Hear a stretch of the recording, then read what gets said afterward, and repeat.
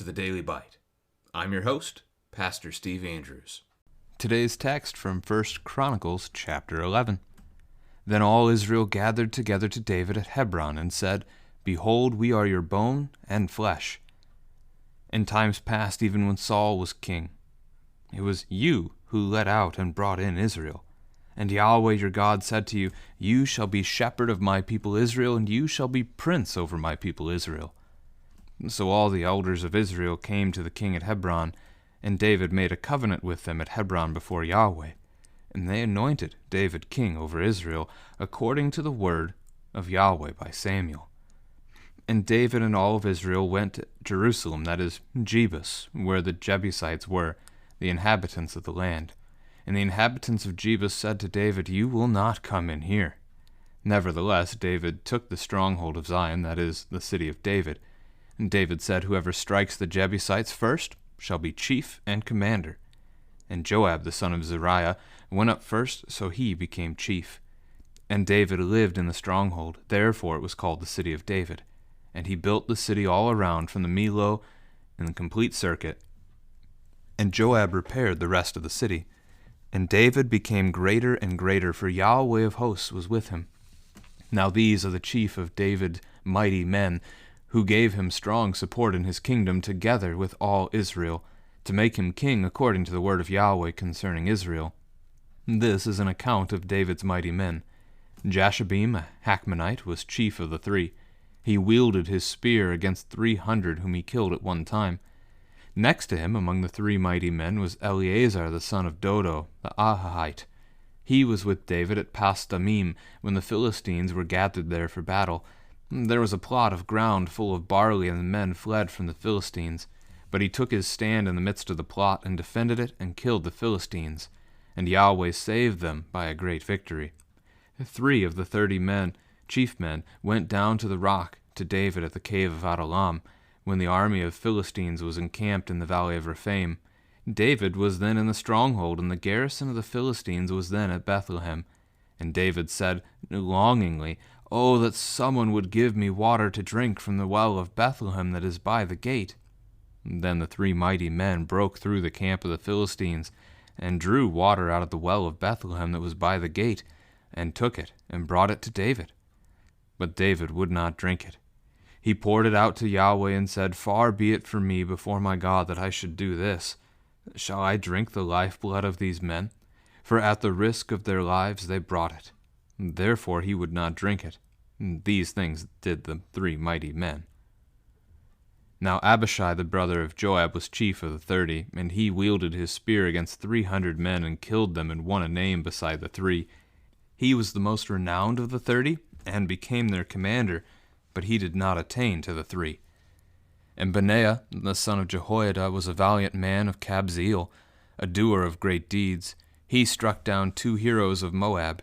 He also went down and struck down a lion in a pit on a day when snow had fallen. And he struck down an Egyptian, a man of great stature, 5 cubits tall. The Egyptian had in his hand a spear like a weaver's beam, but Benaiah went down to him with a staff, and snatched the spear out of the Egyptian's hand, and killed him with his own spear. These things did Benaiah the son of Jehoiada, and won a name beside the 3 mighty men. He was renowned among the 30, but he did not attain to the 3. And David set him over his bodyguard. The mighty men were Asahel, the brother of Joab, Elhanan the son of Dodo of Bethlehem, Shemoth of Harad, Helez the Pelonite, Ira the son of Akesh of Tekoa, Abiezer of Anathoth, Sibbecai the Hushathite, Eli the Ahahite, Maharai of Netophah, Heled the son of Baana of Netophah, Ithai the son of Ribai of Gibeah of the people of Benjamin, Benaiah of Pirathon, Hurai of the brooks of Gaish, Abiel the Arbathite, Asmaveth of Baharum, Eliabah the Shelbanite, Hashem the Gizonite, Jonathan the son of Shagi the Hararite, Ahiam the son of Sakar the Hararite, Eliphal the son of Hefer the Mecherathite, Ahijah the Pelonite, Hezro of Carmel, Neri the son of Esbai,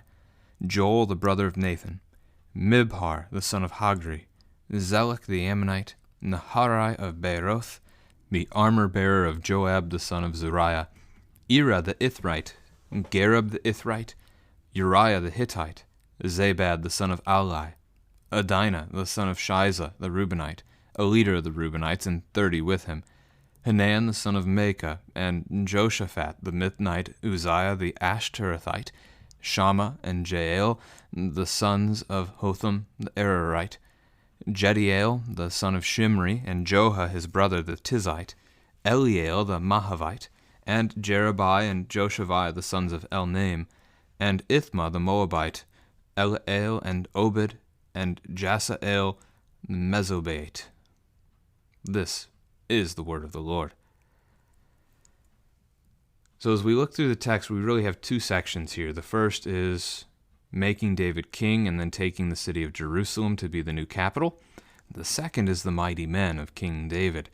So the first part is really early Samuel in his writings. So the first paragraph, verses 1 through 3, are going to get picked up by the first part of 2 Samuel, and all the way up through chapter 5 will lead us through taking Jerusalem.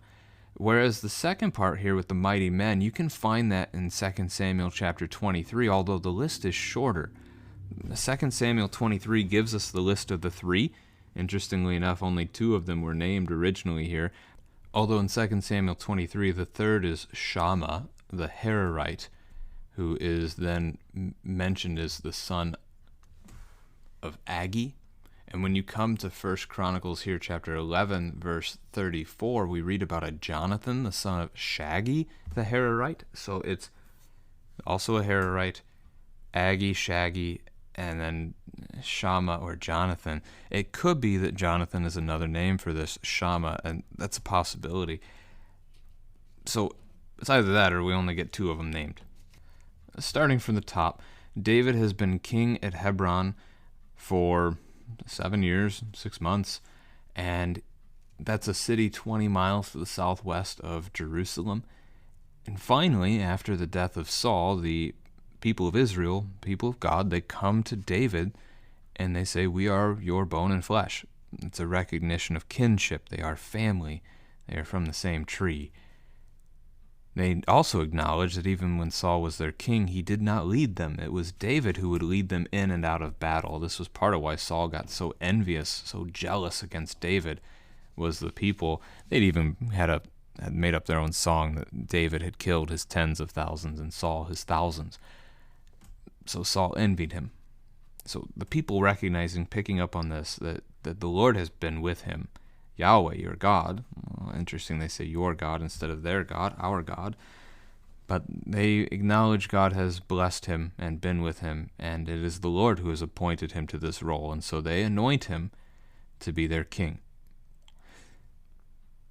It's a curious thing in itself, is honestly, he's already been anointed king. Yahweh's already done this.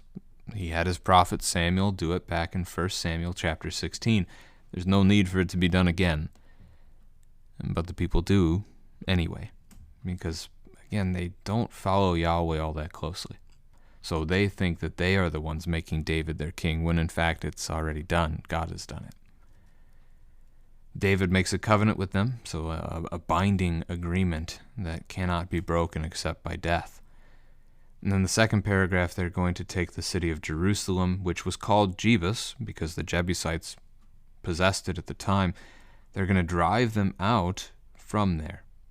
You can read this 2 Samuel 5 very similar, except you get a little bit more of a taunt from the Jebusites than you get here in this text. There's some intrigue here.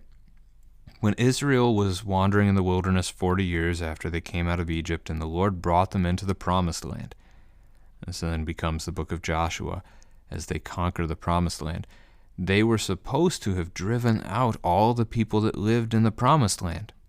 And Jerusalem is, I can't say it's in the center, like it's central, but it's in the middle. It's not a border town. It's not near any of the edges, not even close. So a family conversation around this one might be, did the Israelites do their job? Were they faithful in conquering the promised land and driving out all the people so that they could have the land God had promised them? This is 400 years later, and there's still foreigners living in the Promised Land. In fact, as we saw in chapter 10 in our conversation yesterday, they've driven mighty deep into the Promised Land itself, and they've been taking back. Well, the Philistines haven't been taking back. They've been stealing land that wasn't theirs to begin with. The Philistines never really had land in that direction, but they've made quite a cut into the land of God's people. So it's a lack of faithfulness that has brought that on. David promises whoever strikes first would become chief, and his cousin picks up on the offer. Joab, we learned in chapter 2, was cousin to David. So he goes first. He becomes chief. Joab's name is going to be used over 100 times in the Old Testament. So he's certainly got a role to play. We will see more of him in the book. David's going to then build up the city as his stronghold, his capital, his fortress. It will be called the City of David. In fact, there are still people that use that title for it to this day. We see it called Zion here. That is synonymous with Jerusalem, although specifically Zion refers to a particular hill in Jerusalem. But again, the names have become just synonyms to each other. You can use them interchangeably. So David's going to build it up. We don't know precisely what the Milo is. It means an area that's been filled in. So somewhere along what is the city wall that had to be filled in, he filled it in, and then he completed the circuit. That is, he went all the way around. The wall of the city was complete. There was not a breach and not a gap in it. And Joab repaired the rest of the city. So David focused on the wall, the defense of his kingdom, whereas Joab focused on other structures, other buildings that needed repair. David grew great in this time. Why? Because Yahweh was with him. Yahweh of hosts, Yahweh of armies. We talked about this phrase 2 days ago in chapter 9 because Phinehas, one of the high priests of Israel, was called this, one that Yahweh was with. And it's a rare title, a rare distinction. Because Yahweh is with David, things go well for his people. Now we get the mighty men. And again, only 2 of them specifically named, one in the first paragraph there, one in the second paragraph of it. And these men support him. They help him to become king. They support him in the work of his kingdom. I think it could be interesting to have your kids count them as you go through. If my count here is correct, I counted 51 of these men in the chapter. Again, that gets a little tricky with the 3 mighty men being described a little bit more lengthy at the beginning of the text. Again, also the 2 Samuel 23 version of this list only had 37. So this is lengthier. There are more here than there were before. That could just be because this is a more exhaustive list, that this was compiled much later, and so maybe the author of Chronicles knows more, has insight into things that the author of Samuel did not have at the time. Maybe some of those original 37 mighty men died, and we ended up with, in this list, some of the men that replaced them. That the group was kept around that 30 number that gets mentioned a few times. It's really difficult to say. What we can say is that these men are strong soldiers that are above the rest. And in fact, we'll see that there are some among them that are above even these. And that's what those first 3 represent. Jashabim, who struck down 300 men at a time, one moment, really one fight with his spear. That would be exhausting work. This isn't the Lord of the Rings, right, or a war film where you just watch a strong soldier kill hundreds. That doesn't happen in real-life battles, not really. It's difficult work. It's exhausting work. Then you get Eleazar, the son of Dodo, is the second named, and you get a little bit of his account there in that paragraph, that he defended a land, a plot from the Philistines, and the Lord saved his people in that. And you don't get the third, again, mentioned at all here. So it could be, as I mentioned before at the open, it could be that Jonathan, later on in the text in verse 34, Jonathan the son of Shaggy the Hararite, there's enough in the text that seems to mirror 2 Samuel 23 that it could be him. But if it is, getting him placed so far down the list would seem odd. So it could just be that the the chronicler decided not to include the name of this third chief.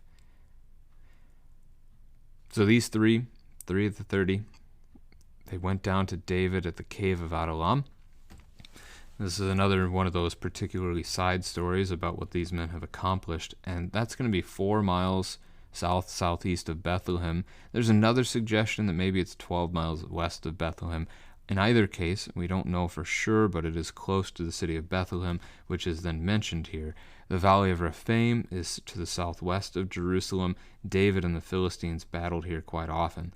The point of this text here in verse 15 and forward is that the Philistines had drawn their battle line in between David, so David and Jerusalem, and Bethlehem, and David is going to foolishly, in verse 17, basically like a little child, grumbling and complaining and wanting something that they can't have. He's going to wish he could drink water from the well of Bethlehem. He grew up in Bethlehem, remember? This is his home. You might turn this into a family conversation. Was this good for the king to want that? Was it good for the king to even say it this way? Because 3 of his mighty men do it. They actually go, they fight their way through the battle line of the Philistines in order to get water from the well for David, their king, and they get it. They bring it back to David, and he doesn't drink it. They risk their lives, and he doesn't even drink it. He pours it out on the ground and refuses and acknowledges at that point that what he did was wrong. And this is true, what he did was wrong. It does bring up the curious question, though. Once it's already done, should he have drank it? Because pouring it out meant that his men's sacrifice, their willingness to die for their king, was in vain. Whereas if he drinks it, at least they fulfilled their king's request. It's an odd story all around. Again, David never should have requested such a thing. He risked the lives of his men for a cup of water. When he could have had water, he had it in Jerusalem. Then we get Abishai. Abishai is going to be mentioned for also having killed 300 men with his spear, just like it was said of Jashabim. And he's won a name for himself beside the 3. So he has earned his place among the mighty men, which is also going to be said about Benaiah in the next paragraph. But neither Abishai nor Benaiah are going to attain to the rank of the 3. That is, these 3 are still greater. They're still the greatest of his men. So Abishai gets to be commander of the mighty men. Benaiah gets to be bodyguard to the king. And those are specific things reckoned to them. For Benaiah, he conquered 2 heroes of Moab, so 2 of their own kind of mighty men, killed a lion, struck down a 7.5-foot tall Egyptian. That's 5 cubits is 7.5 feet. A cubit's about 18 inches. That Egyptian had a spear like a weaver's beam. That phrase is also used in regard to Goliath, the Philistine champion that David slaughtered with a stone and a sling in 1 Samuel chapter 17. Then we get, again, the rest of the names of the mighty men. Most of these names are going to mean very little to your family. You won't recognize most of them. There are going to be some names that you'll see that you recognize, like a place name or a tribe name, like Benjamin, for example, is in the list. The one name that will stand out perhaps the most, if you've studied your Old Testament a little bit, will be in verse 41. That's going to be Uriah the Hittite. Uriah the Hittite is the husband of Bathsheba, who King David, instead of going and fighting at war like he should have, in the time that kings went out to war, David didn't go. He stayed home. And from his wonderful palace, he sees a woman bathing on her rooftop, and he lusts for her. He brings her to his home. He sleeps with her. She gets pregnant. She comes to him and tells him that she's pregnant, and instead of admitting his affair to his people, he tries to cover it up. He brings Uriah home from the battlefield, he tries to get Uriah to go home to his own wife. If he's gone home, no one will know the difference. But he won't go home. He doesn't think he should sleep in the comfort of his own home while his soldiers are out on the battlefield risking their lives in war. And so Uriah shows himself, even though he's a Hittite, so he's not even an Israelite, he's from a different nation, one of the tribes actually driven from the promised land. Yet Uriah shows himself to be more faithful in that account than King David, and David ultimately ends up having Uriah the Hittite killed on the battlefield intentionally by Joab's command. He sends the letter, Joab follows the order, Uriah falls, all to cover up the affair. And then you get the whole account with Nathan the prophet coming and rebuking King David and so forth. So that might be a familiar text, a familiar story, especially if your children are older. It's not your typical Sunday school story because it's adultery, and people think it's awkward to talk about adultery with their kids. Read the Bible to your children, and there will be things that go over their head, things that don't make sense, and when they're ready, they'll ask questions, and that's a great chance to teach. So, again, I get to 51 when I counted the list. It might be interesting to see what number you get to, and if you get to a different number, let me know. It might be interesting to compare our lists here, but it's different than the 37 specifically said in 2 Samuel 23.